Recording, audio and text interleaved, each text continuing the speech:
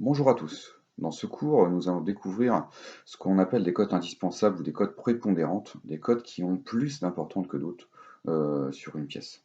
Tout simplement parce qu'elles sont fonctionnelles, c'est-à-dire qu'elles sont associées à une fonction bien précise réalisée par la pièce, et au final, elles sont donc indispensables à son bon fonctionnement.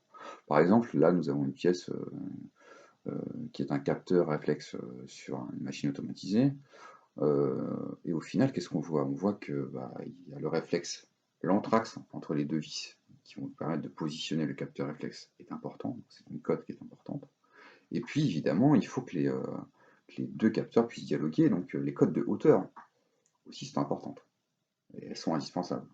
Que la pièce soit plus épaisse, moins épaisse, que les chanfreins dans les angles soient importants ou pas, que la pièce soit plus large, tout ça, ça n'a pas vraiment d'importance au final pour le fonctionnement du système. Donc si on doit rentrer un petit peu dans le détail, qu'est-ce qu'on voit? On voit que sur ce dessin, il y a toutes les cotes. Les cotes encadrées en rouge sont des cotes prépondérantes, des cotes indispensables. La cote de 33, elle est importante, pourquoi? Parce que si les deux passages ne sont pas à 33, on ne pourra pas visser la partie réflexe. Les diamètres caténies, évidemment, ils sont en lien directement avec la visserie, donc ils sont importants aussi.